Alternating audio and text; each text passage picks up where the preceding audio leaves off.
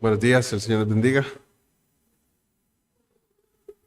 Seguimos a través del estudio de nuestra confesión de fe con respecto al capítulo 13 acerca de la santificación. Vamos a orar en esta mañana. Señor y Dios, danos en este día, por tu misericordia, por tu bondad, la oportunidad de prestar atención a tu palabra, a estas cosas que tú has revelado en ella. Y trabaja en nuestros corazones.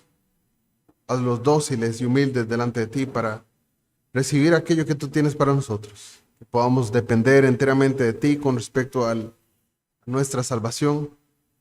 Pero una vez salvos, Señor, podamos trabajar ferventemente por ser santificados más y más. Ayúdanos, Dios, en esta mañana. Ayúdame a mí a presentar tu palabra de manera que sea escuchada y atendida por todos los oyentes. En el nombre de Cristo Jesús. Amén. Como vimos anteriormente, esta es nuestra escuela dominical. Hemos ido a través de la Confesión de Fe de Londres de 1689. La Iglesia Bautista Reformada de Liberia es una iglesia confesional. Se adhiere a una confesión de fe histórica. Esta confesión nuestra tiene ya más de 346 años de haber sido escrita. Y contiene en resumen las doctrinas esenciales que encontramos en las Sagradas Escrituras. Ahora, en este capítulo 13 de la santificación, fuimos a través del párrafo 1, la clase anterior.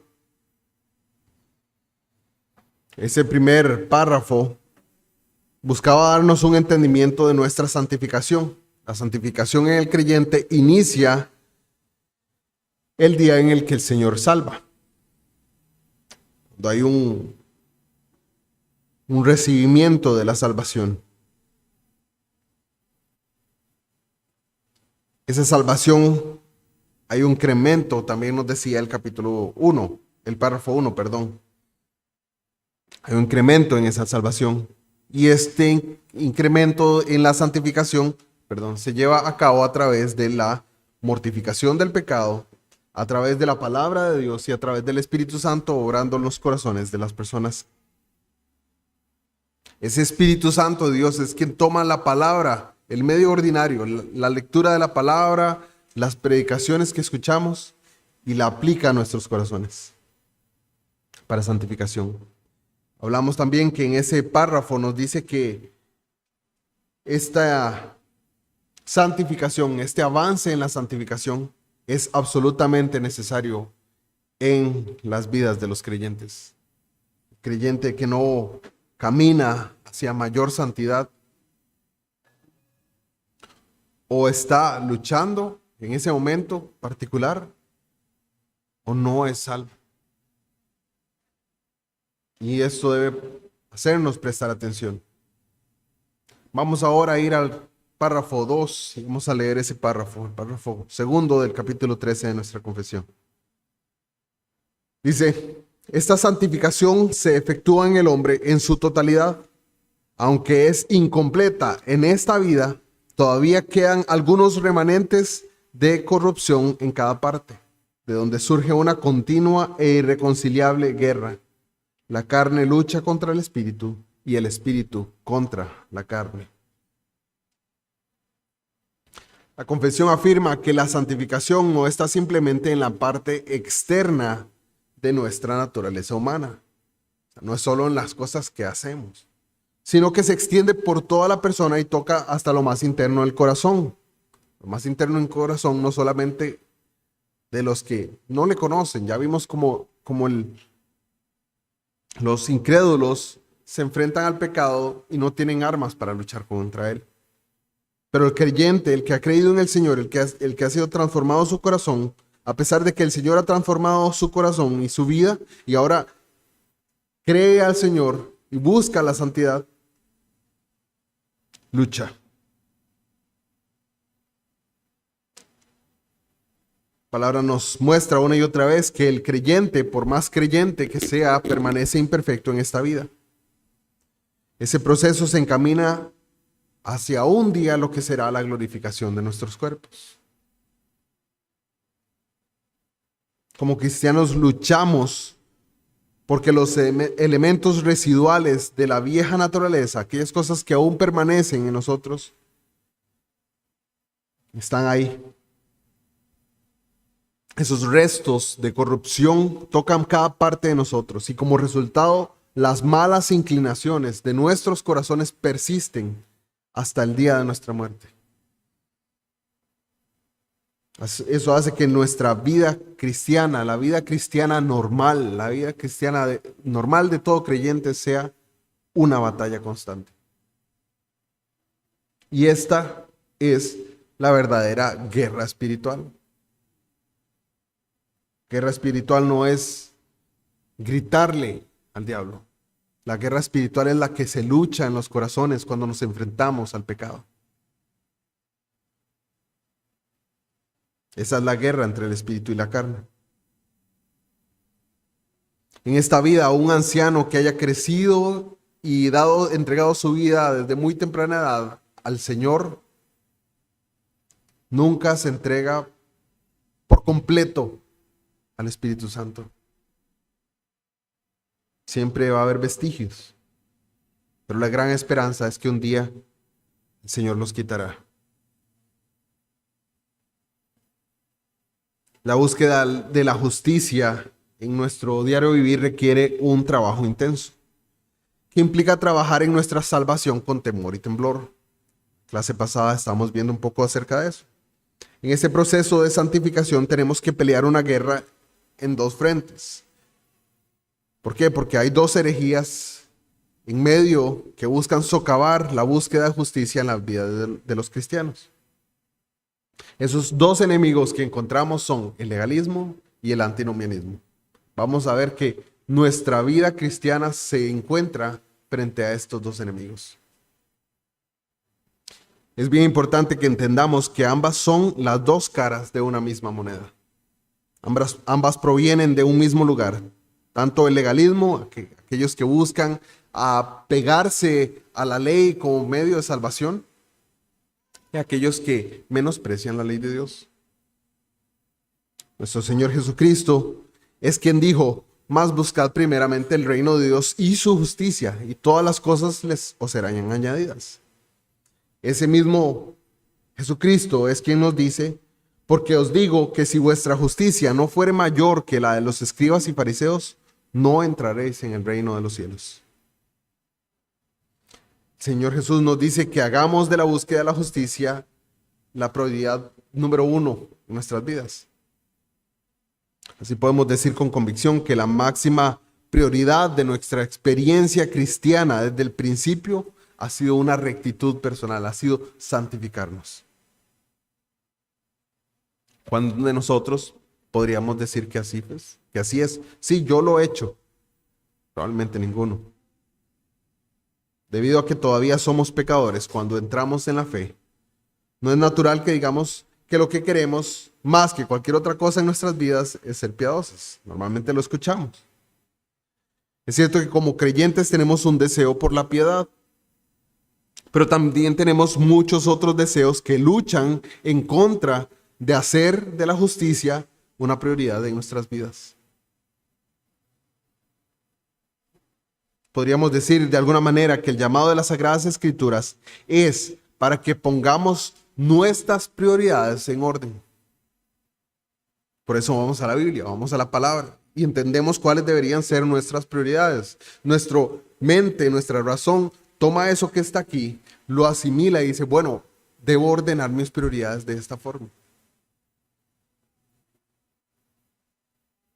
Cuando Pablo nos dice: ocupados en vuestra salvación con temor y temblor, Filipenses 2:12, nos está diciendo que tenemos un trabajo que hacer, pero hay buenas noticias a la hora de hacer este trabajo.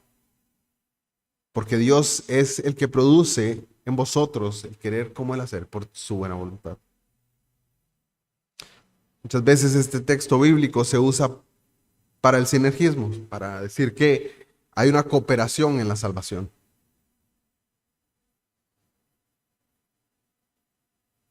De alguna manera sabemos o entendemos que nuestro trabajo, pero de alguna manera entendemos que nuestro trabajo no va a ser en vano. porque Dios está trabajando en nosotros. No es que la regeneración inicial sea una obra de Dios y luego el resto de la vida cristiana sea una obra nuestra. No, ya vimos que no. Vimos que la obra inicial de salvación, el Espíritu Santo en nuestras vidas es una obra solamente de Dios. Pero una vez que somos regenerados, una vez que hemos sido salvados y transformados, el Señor trae una nueva naturaleza, la cual puede trabajar contigo a la obra del Señor Jesús en nosotros, a través del Espíritu. Porque es importante. Cuando estamos trabajando en algo difícil, es de mucha ayuda tener a alguien trabajando con nosotros. Como cristianos estamos llamados a trabajar duro, a trabajar arduamente, con fervor. Pero nunca somos llamados a trabajar en ellos solos. Dios promete ayudar a todo cristiano que esté comprometido en la búsqueda de la piedad. Él no lo va a hacer por nosotros. No es que Dios nos va a dejar hacerlo y ya, listo, vaya, santifíquese solo. No. Él promete hacerlo con nosotros. Por eso no debemos rendirnos ante la desesperación cuando fallamos. Y eso pasa muy a menudo. En nuestra búsqueda de la santificación, Dios promete dar la gracia. Él promete dar su ayuda. La relación entre nuestro trabajo y el trabajo de Dios en la santificación a menudo se malinterpreta y a veces se distorsiona en estos dos errores que mencioné anteriormente. El primer error, como el del legalismo, muchas veces va acompañado de otro que se llama activismo. El activismo considera que todo nuestro progreso de santificación y el crecimiento en la justicia de Dios se debe solamente al esfuerzo propio. El activismo conduce al pecado de una justicia propia. El pasaje que leemos nos dice que estamos llamados a ocuparnos en nuestra salvación con temor y temblor, porque Dios es el que produce en nosotros tanto el querer como el hacer. El activista normalmente presta atención solamente a la primera parte del pasaje, donde nos dice que estamos llamados a trabajar en nuestra salvación con temor y temblor. Pero olvida a menudo que también Dios está orando en él. El error opuesto, lo mencioné en la clase pasada, es el quietismo, cuyo credo es: déjate llevar por Dios. Déjese llevar. La idea de que todo lo que se necesita para ser santificado es permanecer pasivo o quieto y no hacer nada. Dejar que Dios haga el trabajo. Ese es un grave error también. En no involucrarse en el esfuerzo espiritual que es necesario para la santificación. Estos dos puntos de vista distorsionan el llamado bíblico a la búsqueda de la santidad. Estas dos herejías que socavan la doctrina de la santificación son conocidas como el legalismo y el antinomianismo. La cuestión es cómo se aplica la ley de Dios en el desarrollo espiritual o en el proceso de santificación del cristiano. Esa es la pregunta, ese es el dilema. Porque la tendencia es a inclinarse a alguna de las dos. Consideremos primero el legalismo, el cual a menudo se malinterpreta, porque existen diferentes tipos de legalismo. El primer grupo de personas que viene a la mente como legalistas son los fariseos del Nuevo Testamento. Ellos buscaban su salvación a través del cumplimiento estricto de la ley. Una forma de legalismo es la opinión de la que las personas pueden llegar al cielo haciendo buenas obras, obedeciendo la ley escrupulosamente. Aquellos que creen que están justificados por sus obras o por sus logros representan al legalismo. Sí, es cierto que los fariseos eran grandes celosos de la ley. De hecho, la misma palabra fariseo viene de una palabra que denotaba que las personas que estaban separadas. Durante el periodo intertestamentario, a medida que la nación de Israel se volvía más y más secular y se alejaba más del pacto antiguo, el pacto de Dios con su pueblo, un grupo de judíos piadosos y muy devotos permanecieron fieles al antiguo pacto. Estos eran los conservadores espirituales de la época. Estos querían de alguna manera reformar su sociedad y reavivar aquel fervor, por poco que quedaba, con respecto al antiguo pacto, que Dios había hecho con su pueblo. Los miembros de este grupo se dedicaron a estar separados del paganismo. El paganismo, recordemos que el pueblo de Israel fue exiliado, se mezcló el reino del norte, el reino de Israel se mezcló, ¿verdad?, con asirios. Todas estas cosas pasaron, ¿verdad? Y eso trajo una gran influencia en el pueblo de Israel del paganismo. Pero hubieron unos pocos que quisieron separarse y alejarse de eso. Estos se dedicaron a obedecer todos los términos del antiguo pacto, el Antiguo Testamento. Estos podrían ser llamados unos antiguos puritanos de Israel. Y esos se llamaban los fariseos. La primera generación de fariseos fue uno de los grupos de personas más piadosos que jamás estuvieron en Israel. Ellos eran genuinamente sinceros con respecto a esto. Pero en las siguientes generaciones, como sucede en la mayoría de los movimientos de reforma, la búsqueda de la obediencia al antiguo pacto se formalizó y se exteriorizó. Los fariseos comenzaron a enorgullecerse de su propia justicia y entonces se corrompieron. Comenzaron a fingir una especie de piedad que en realidad no poseían. Por eso, la principal crítica que Jesús dirigió a los fariseos fue que eran hipócritas. Mateo 23:13 les dice: ay de vosotros, escribas y fariseos hipócritas. Los fariseos se encontraban fingiendo una justicia que no habían alcanzado.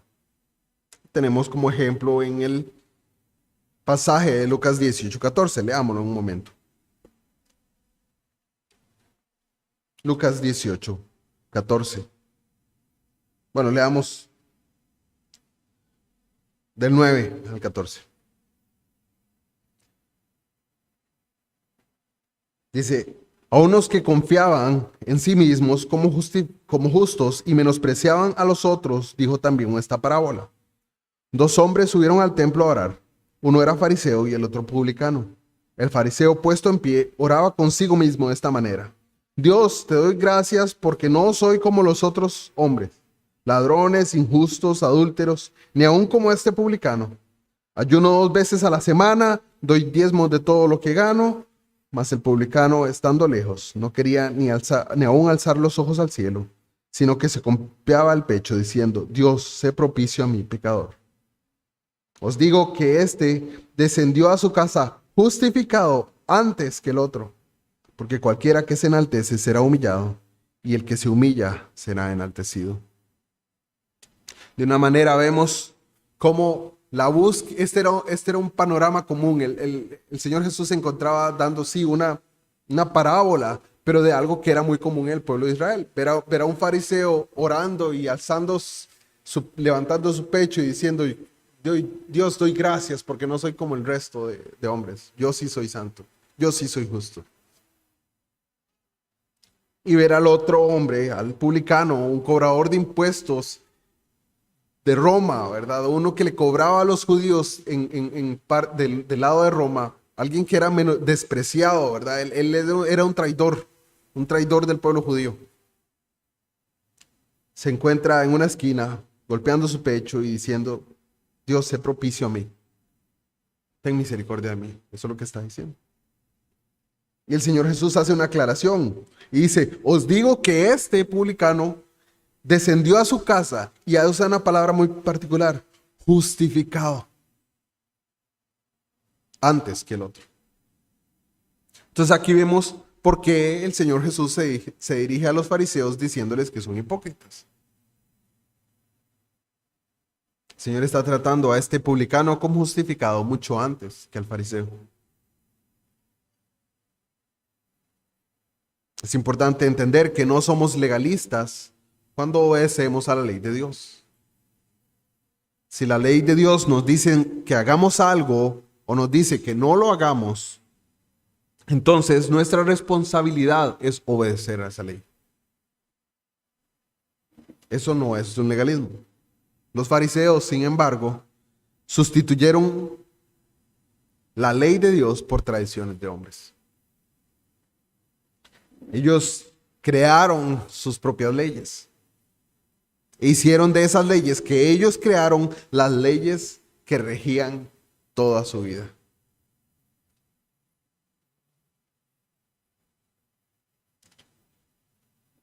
El Señor habla cómo ellos pusieron en cadenas a las personas de su pueblo, donde Dios les había dado libertad.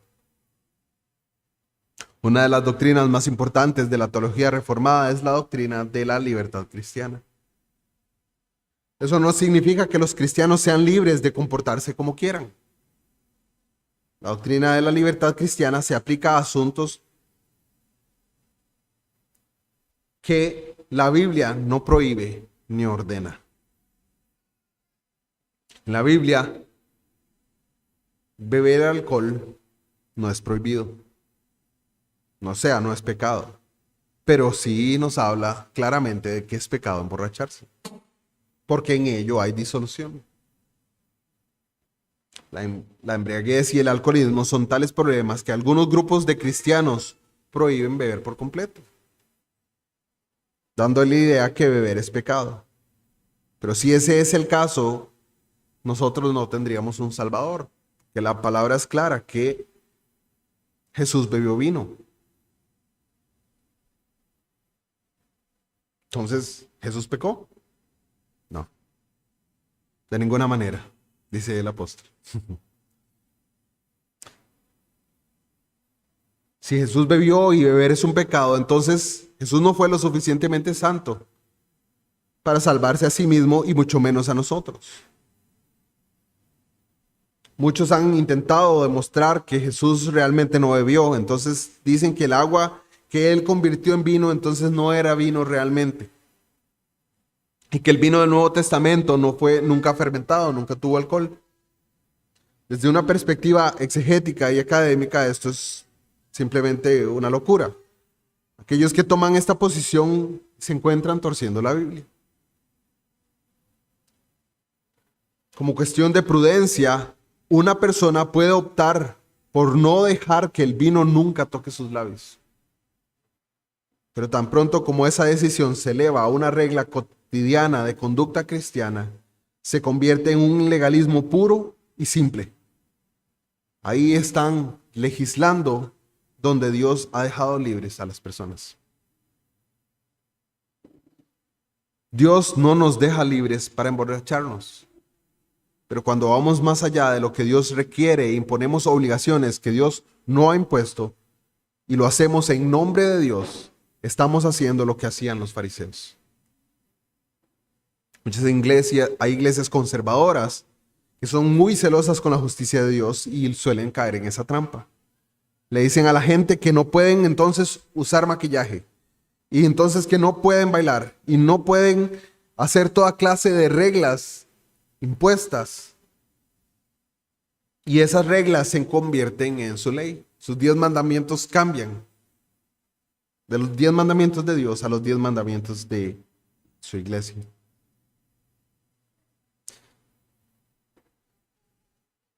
Esas reglas llegan a tal punto de convertirse en la prueba de si una persona es cristiana o no.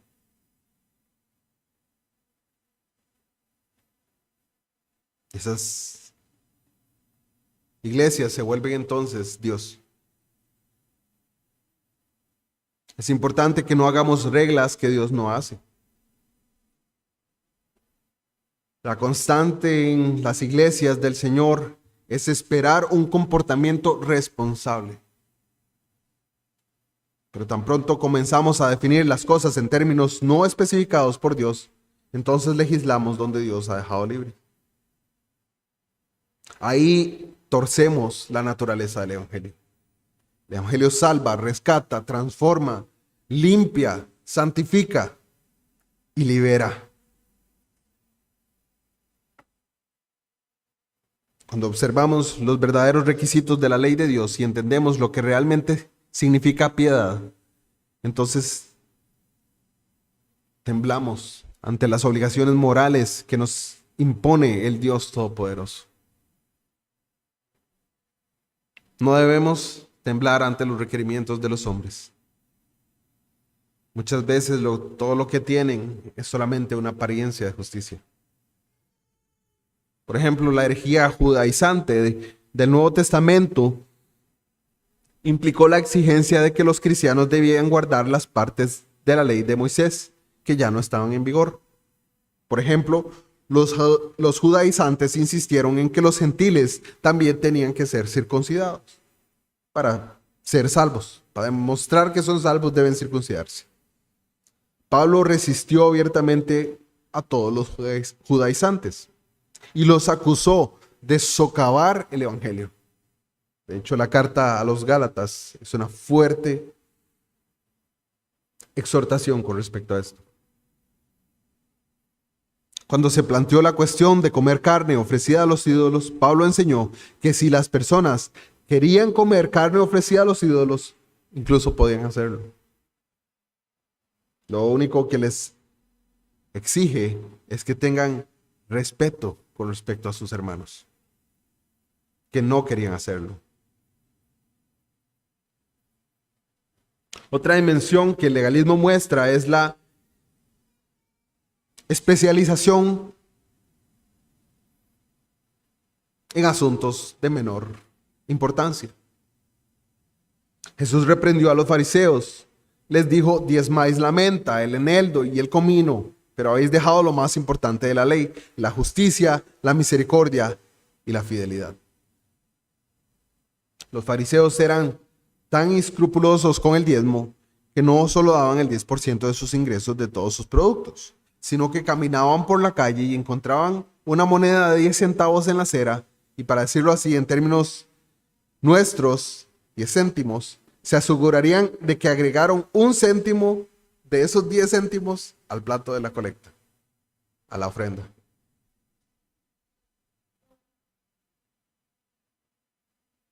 Si tuvieran menta o eneldo o comino creciendo en la acera, cortarían el 10% de esas pequeñas plantas y la irían a dar. Jesús no les dijo que no tenían que diezmar esa menta. No los reprendió por ser demasiado escrupulosos con respecto a ella. Pero sí les dijo que era mucho más importante vivir para la justicia y la misericordia, que los fariseos constantemente tendían a ignorar. Los fariseos se especializaron en la letra de la ley, pero ignoraron el espíritu de la ley.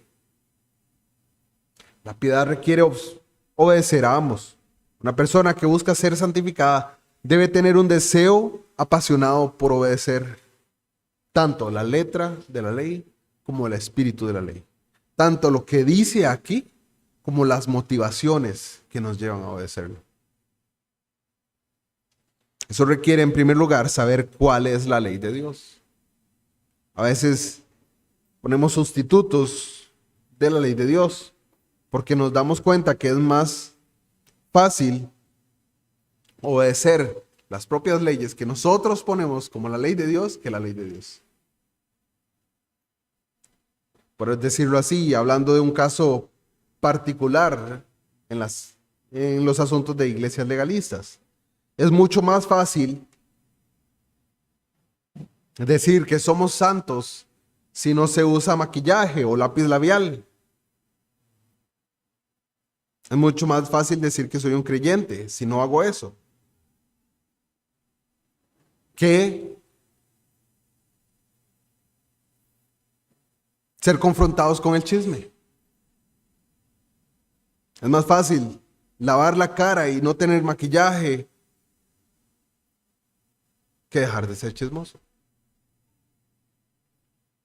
Es mucho más fácil abstenerse de bailar que abstenerse de nuestras inclinaciones orgullosas, de nuestras inclinaciones.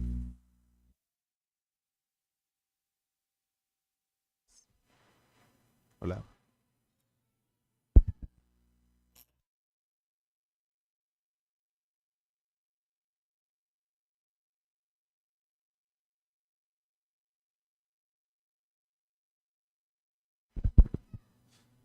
Ok. Hola, hola.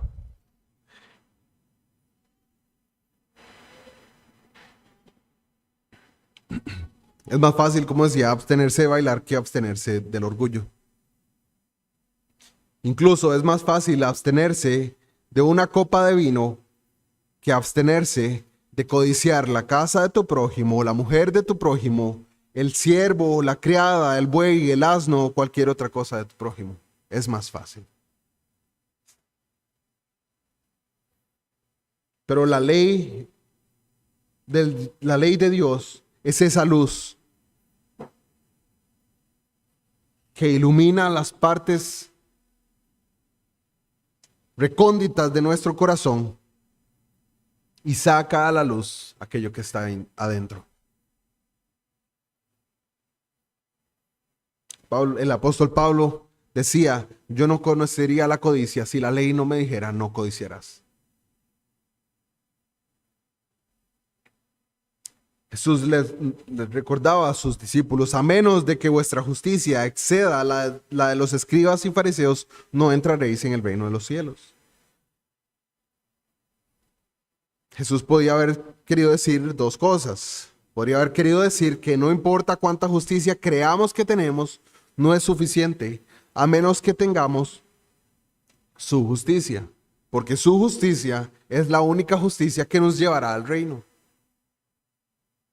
En otras palabras, esto podría haber sido un anuncio velado de la justificación solo por la fe. O también podría haber estado diciendo que la prueba de la fe que verdaderamente justifica es entonces el fruto de la verdadera justicia. Esta verdadera justicia excede a la de los fariseos. Si ese es el caso, Jesús está entonces diciendo que el verdadero fruto de un cristiano debe ir más allá de los logros de los fariseos. Jesús les dice a los fariseos, escudriñad las escrituras, porque a vosotros os parece que en ellas tenéis la vida eterna. Quizás no haya mayor problema entre los cristianos evangélicos, profesantes, que el analfabetismo y la ignorancia bíblica. Los fariseos, no nos equivoquemos, los fariseos buscaron y no solo tenían un devocional diario de 15 minutos. Ellos se encontraron escudriñando las escrituras. Muchos fariseos se sabían el Antiguo Testamento de memoria. Ellos fueron diligentes en su estudio de la Biblia. Pero el Señor les llama también, ay de vosotros, escribas y fariseos hipócritas, porque recorréis mar y tierra para hacer un solo prosélito, y cuando llega a hacerlo, le hacéis hijo del infierno 2 veces más que vosotros. Los fariseos estaban dispuestos a hacer todo lo posible para convertir a una persona. Eran súper celosos por el evangelismo y por las misiones mundiales. Estos fariseos tenían gran pasión por esa justicia. Diezmaban sus ingresos. Recorrían tierra y mar para ser testigos fieles de Dios. Fueron diligentes en su estudio de las escrituras. Oraron todo el tiempo. Pero el problema era que oraban para ser vistos. En lugar de orar en secreto, oraban con regularidad y diezmaban con regularidad. Estudiaban la Biblia con regularidad y estaban involucrados en misiones y evangelización. Sin embargo, Jesús les dijo, Jesús nos dice a nosotros, a menos que vuestra justicia exceda a la de los escribas y fariseos, no entraréis en el reino de los cielos. Y esto, mis hermanos y amigos, es temible. Los fariseos ciertamente se perdieron en el legalismo, en los detalles minuciosos de la ley ceremonial. en todos esos aspectos externos. De alguna manera la ley moral la dejaron pasar. La verdadera marca de la santificación se encuentra en los santos, incluso en los santos del Antiguo Testamento. Y vemos esa actitud, la encontramos muy clara en el Salmo 119. ¿Cuánto amo yo tu ley? El Salmo 1 incluso nos dice: bienaventurado el varón que no anduvo en consejo de malos, ni estuvo en camino de pecadores, ni en silla de escarnecedores se ha sentado. Eso significa que no vivimos el mismo estilo de vida que un pagano. No participamos de los placeres impíos del mundo y no debemos ser cínicos o escépticos y burlarnos de las cosas de Dios. Ese salmo continúa y dice: sino que en la ley de Jehová está su delicia, y en su ley medita de día y de noche. Será como árbol plantado junto a corrientes de aguas, que da su fruto en su tiempo y su hoja no cae, y todo lo que hace prosperará.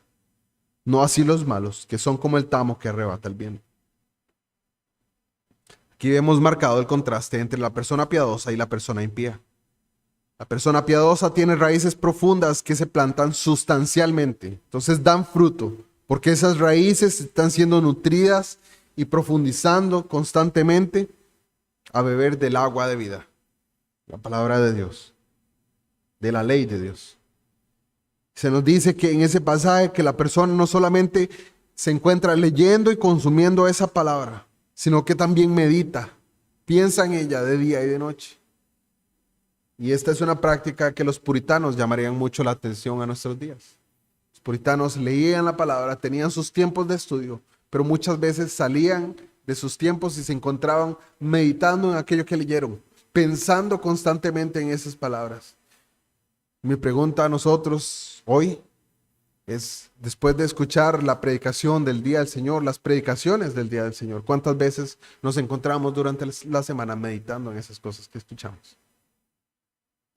En esta mañana quedaremos aquí, creo que si el Señor lo permite, terminaremos la próxima semana y para ver la otra parte de esto. Señor les bendiga. Continuamos a las 10:30.